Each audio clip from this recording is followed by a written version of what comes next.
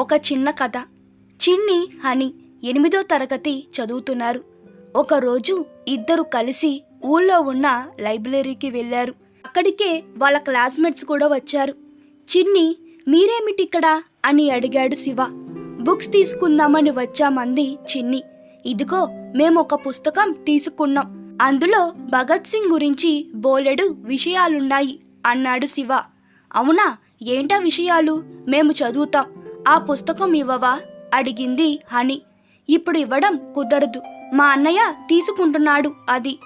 ఆ విషయాలేంటో చెప్పనా అన్నాడు శివ. సరే అయితే చెప్పు అని బదులించింది చిన్ని.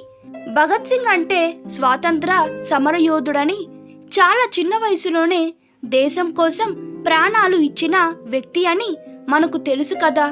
కానీ పెద్దగా ఎవరికి తెలియని విషయాలు ఇంకొన్ని ఉన్నాయి ఆయన జీవితంలో. భగత్ సింగ్కు పుస్తకాలు చదవడం అంటే చాలా ఇష్టం. స్వయంగా చాలా పుస్తకాలు రాశారు కూడా.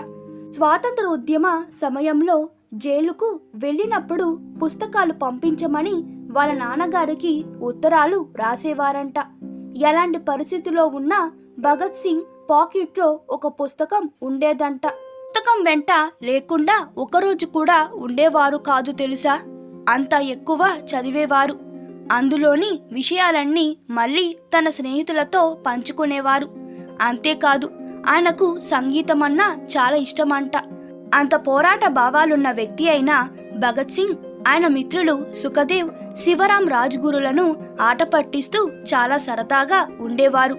ఇలా ఇంకా బోలెడు సంగతులున్నాయని చెప్పాడు శివ. చాలా ఇంట్రెస్టింగ్గా ఉంది. భగత్ సింగ్ అనగానే అందరికీ తుపాకీ, ఆయన పెట్టుకున్న టోపీ అనే గుర్తొస్తాయి. కానీ ఇప్పుడు చాలా కొత్త విషయాలు తెలిసాయి.